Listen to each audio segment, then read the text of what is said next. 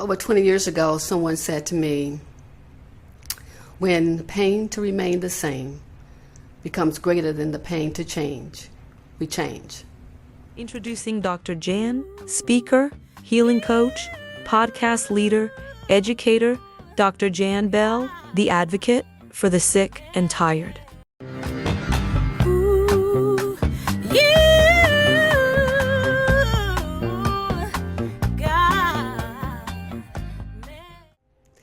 It took me a long time. It's just like having a birth, going through a birthing process. It's like you have this embryo, and then the embryo the egg becomes an embryo, and the embryo becomes a child. And all of us that have had children can understand this. And even if you're a woman and you haven't had a child, you've heard about labor. And so with labor, you have to push the baby out, and you go through all kind of crises and all kinds of things. That's how this podcast has come about. I have been through crisis. I have been through changes. I have been through labor. And now it's time for me to bring all those things to an audience that can understand what it's like to go through parents, grief with parents, caretaking, caregiving to parents, divorce after over 40 years of being married, trying to date after divorce. All of those things we go through, but we never have had an opportunity to sit and talk about it. I think for me, it became a reality when I lost my mother. My mom's last year of her life, she stayed with me. My mother was the person that I talked to all the time, a person that I could go to.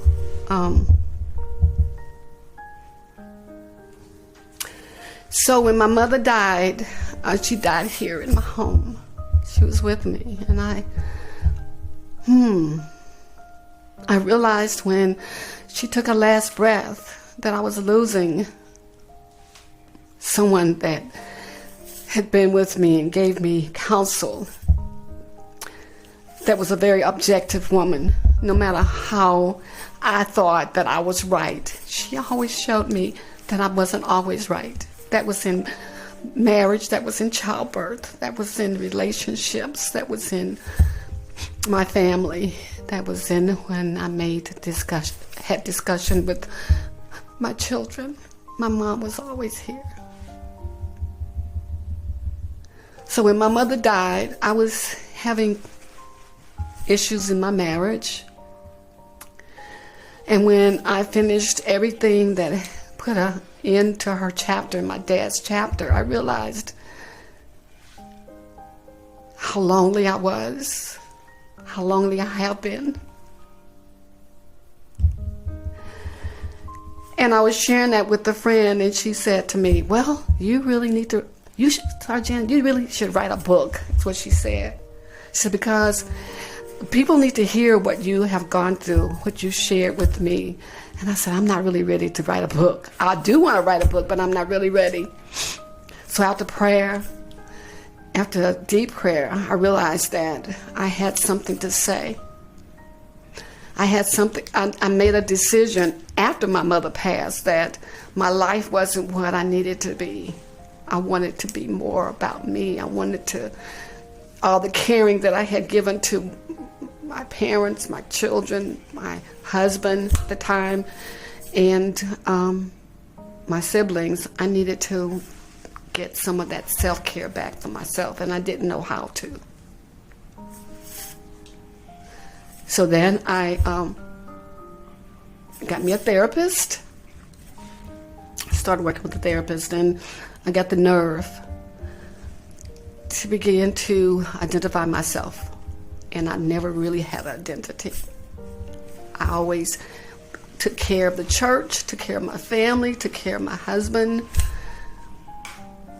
I've always been a strong person, and everybody thought I was strong, but there were very few people that knew that I needed to have someone to be strong for me.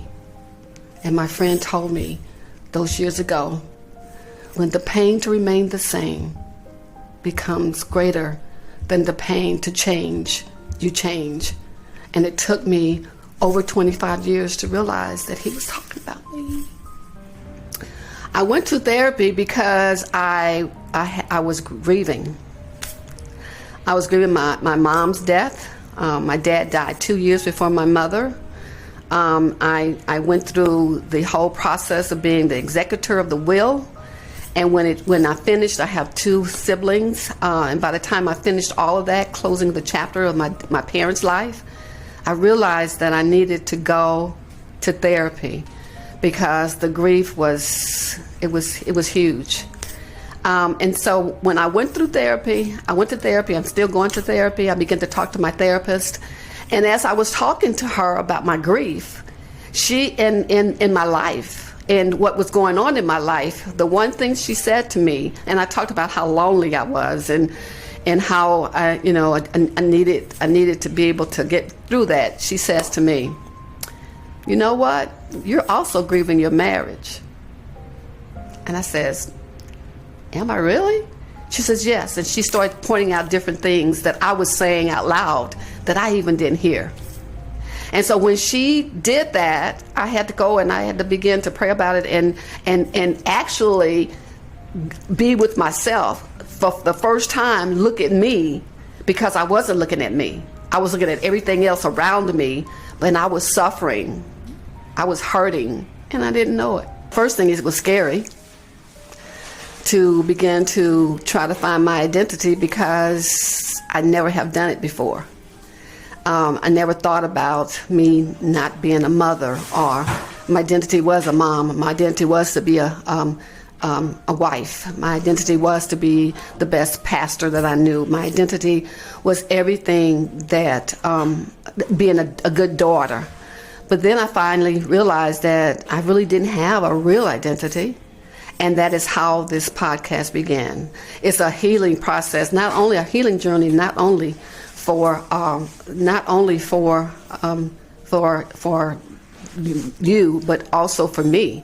And that's really how it started. It was a healing journey for me. And as I realized that I'm looking for my true self, and investigating and reading and my time with my therapist, I realized that there are a whole lot of people out here, a lot of women out here that are really truly looking for your identity. And so as we are looking for our identity together in this podcast, my most important thing is to empower you to have healthy relationships, not only with your friends or your dates or your boyfriends or your husbands, but have a true identity with yourself. I'm going to be honest with you, especially with what's going on in society. You know, I'm going to be too old to have a baby. Am I going to be married?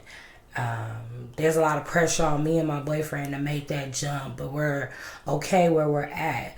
I'm focusing on my career. He is too, but that guilt of being a Southern woman and being this age and not having kids. Luckily, my mother doesn't put that on me, but it's the society that's putting it. How do I deal with that? Well, first I need to tell you that I have a son that's in his 30s. And he's not married. And the whole deal was, boy, when you gonna get married? Oh, we waiting on you to get married. Right. You know, he has a girlfriend. And I'm saying to him, you need to get married. I mean, you know, I'm getting ready to go to glory here after a while. Can we find? So that is what society says. But what I learned from him was, he said to me, he said, Mom, we got a plan. Right. And he said that to me several years, not several, 2 or 3 years, and then I realized that's his life. It took a minute because I come from that Southern family too. It took me a minute to realize that he had a plan, and it was his life and not mine, because I was living my life through him. So what I realized and what I have decided is that if that's what you want to do, you should do it. You should not listen to the voices outside of that. You should have your own life. He's been with his girlfriend, wonderful woman, for 7 years. Her parents are probably saying the same thing. When are they going to get married? But they are happy. They don't have children. They are doing the same thing that you're doing. They're focusing on their careers, and they're happy. Every time they're with us, they make us more happier because we see them having a good time. They travel. So what I say to you is that please do not let the outside voices tell you what to do. Do you feel like those outside voices have swayed you to make decisions in your life that you wish you didn't? Yeah, a lot. A lot of times, the society when I was getting married, the time I was getting married, like I said earlier, they were young. We were young, 22 years old. I shouldn't have been married at 22 years old, but I was. I traveled with my husband's job. We traveled a lot. We moved 13 times. We moved 6 times in 13 years. That was and the society said, okay, he can go to his job. You stay home, take care of the kids, make sure everything is right. And I did that. I did it happily, but I realized how tired it made me. And so now I say to women, I say to men as well, do your thing and find someone that will do it with you and do it, and don't worry about what's going on. Do you, when you talk about the marriage thing, and like I said, I'm in my 30s and I feel that cloud, and like you said, I'm happy just like your son and I, we have a plan and everything. Do you feel like your generation, because like my mom has always told me you could only be a teacher, an accountant, an assistant, how do you feel as a woman now looking back at the privileges you didn't have, especially with everything going on with politics, and we kind of feel like time is turning back? How do you feel about the opportunities that you would have took advantage of? Do you feel like you had to dumb yourself down? Did you feel like you had to hide how talented you were as a woman because society says you're supposed to walk behind a man, not in front of him? Yeah. And and when I was with myself and without my spouse around, I had a man to tell me one time. He says, "Why is it that when you're with a group, you are dynamic, you speak, and you take the when you sit down, people listen to everything you're saying, but then when your husband walks into the room, it's like you become a wallflower." And I'm saying, "No, I don't." He said, "Yes, you do." And he just came right out and just said it. I think society has taught my generation that you respect that man's privilege. You respect him. He's your spouse, and you make sure that you do that. I think I did that in my occupation. I think that if I didn't have a family, if I didn't have a person that says, okay, we traveled a lot, so we said to the kids, the last place we moved, we're not going to move you anymore, because it was very difficult for them to be moved all over the place. But for him, he continued to work. He continued to climb the ladder. Mm-hmm. But I was home. I took care of the kids, and so I saw myself at a later age going back to school, get my master's, to get my doctorate, but it was old. I was older then. I think if I was younger, if I would have said, "Hey, you did it, so I'm gonna do it too," I think everything would have been all right. But because I grew up not knowing this and the customs, I think that we tend to do stuff. Do you think my generation doesn't take advantage of the privilege that we have as women? Yes. How so? I think that society tells us that we have to cow down. That you have a place, and it's just not in today's society. It goes all the way back to biblical days. Women were known as property. We talk about slavery. Women were the ones that had the babies and work in the. So it's not like it's just contemporary society. It's the way it has been. And so women like me and Kamala Harris, I think that when Kamala Harris, Vice President Kamala Harris did not win the presidential election, women realized then that we still had the place that was below everyone else. And we're struggling, and we have women now that have empowered each other to say, hey, we have been strong all these years, and so we're gonna teach our daughters, our nieces, our granddaughters, how to be strong in the midst of the country, the nation, the world that says that you're not enough. When you talk about being a mom and thing, do you think that your daughters know you? Besides being a mom, do you feel like that my generation actually knows the struggle, the pain, the sacrifice that our mothers really went through? I think that my kids have seen me in the church struggle, and I didn't keep it a secret.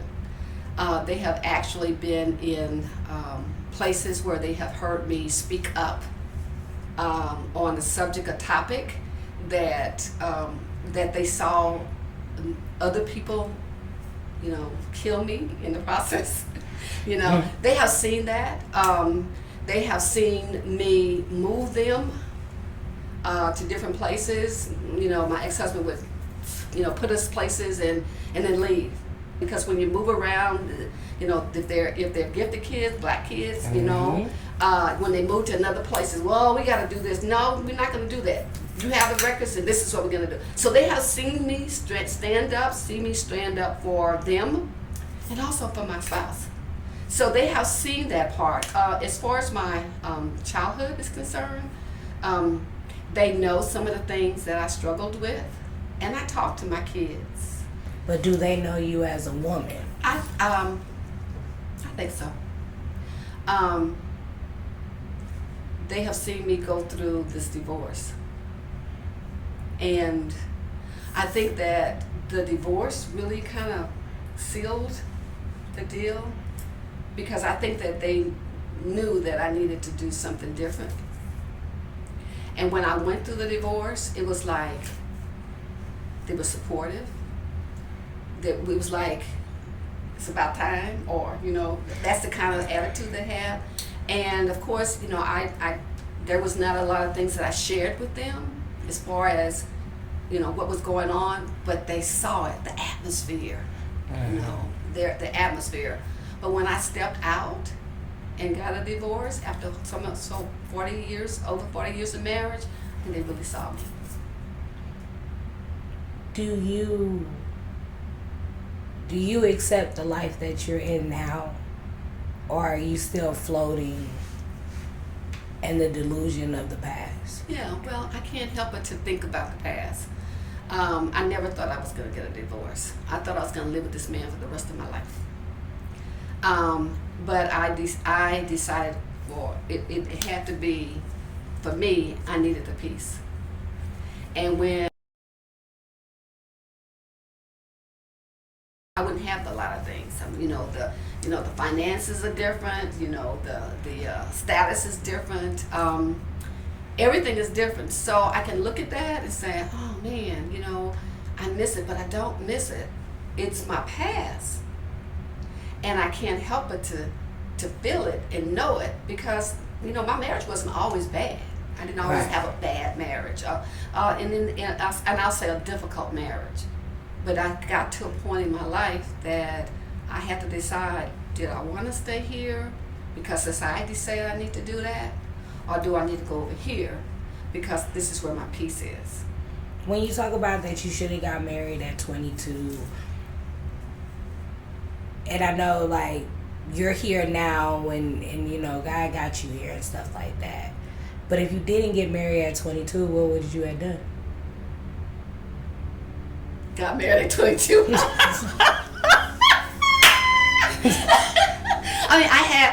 I had a degree. I did everything that everybody told me to do. First thing is, I need to say that my mother did not tell me to go to college and find a husband. Oh, she I had no. My mother said, go to college and learn how to take care of yourself. Amen. And then my dad was supportive of all of that. Okay. So no. That would she probably in here and said, don't you tell those people that I did that. But no. So it's my decision to get married. Even my mom and my mom said, are you sure you want to do this? Okay, Mom. She asked me, so are you sure you want to do this? And at times I had to think about it, but I thought I had found this man that was going to take care of me. I was going to take care of them for the rest of my life. At 20, in the 20s now, If you was in your 20s now. I would find me a career that I have passion for, not a career that's going to make me a lot of money. There's a difference. I would find a career that I would have passion for and go after it. Because when you go to a career that is about a lot of money, money does not bring you happiness. You've heard that before. And I had a lot of money, a lot of houses, a lot of cars, did not bring me happiness. So the most important thing is to find your happiness in your career. And hopefully you'll find your happiness in a man. Or, these days we have, women that are, just finding friends. The most important thing is that you find a positive relationship. And sometimes that's hard. And you can't just go with whoever it is that you think is going to make you happy. You have to find the happiness right away in you. And then you can give it to someone else.